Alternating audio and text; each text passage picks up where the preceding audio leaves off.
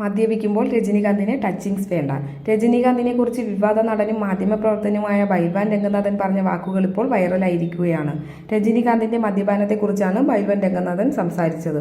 മുമ്പ് രജനീകാന്ത് തന്റെ വീടിനടുത്തുള്ള സ്റ്റാർ ഹോട്ടലിൽ പോയി മദ്യപിക്കാറുണ്ടായിരുന്നെന്ന് ബൈൽവാൻ രംഗനാഥൻ പറയുന്നു. കാറിനാണ് പോകുകയെങ്കിലും തിരിച്ച് നടന്നാണ് വരുന്നത്. മദ്യപിക്കാൻ ടച്ചപ്പായി രജനീകാന്ത് ഒന്നും ഉപയോഗിക്കാറില്ല. അത് നടന്റെ ശീലമാണെന്നും ബൈൽവാൻ രംഗനാഥൻ പറയുന്നു. രജനീകാന്തിന്റെ വിവാഹത്തിന് ക്ഷണം ലഭിച്ചതിനെക്കുറിച്ചും ബൈൽവാൻ രംഗനാഥൻ ഓർത്തു. വിവാഹത്തിന് കുറച്ച് മാധ്യമപ്രവർത്തകരെ രജനീകാന്ത് ക്ഷണിച്ചിരുന്നു. എല്ലാവരും മദ്യപിച്ചു. രണ്ടാമത്തെ റൗണ്ട് ആയപ്പോഴേക്കും എല്ലാവരുടെയും വയർ പുകയാൻ തുടങ്ങി. കാരണം ടച്ചപ്പ് ഒന്നും ഉണ്ടായിരുന്നില്ല. ഇക്കാര്യം പറഞ്ഞപ്പോൾ ഇതാണ് രജനീകാന്ത് സ്റ്റൈൽ, അതാണ് ആരോഗ്യത്തിന് നല്ലതെന്നും പറഞ്ഞു. അതേസമയം ഭക്ഷണം എത്തിയെന്നും ബൈൽവാൻ രംഗനാഥൻ ഓർത്തു. രജനീകാന്തിന്റെ ഭക്ഷണ രീതികളെക്കുറിച്ചും ബൈൽവാൻ രംഗനാഥൻ സംസാരിച്ചു. ചോർ, പാൽ, തൈര് എന്നിവയൊന്നും രജനീകാന്തിന് ഇഷ്ടമല്ലെന്ന് അദ്ദേഹം ചൂണ്ടിക്കാട്ടി.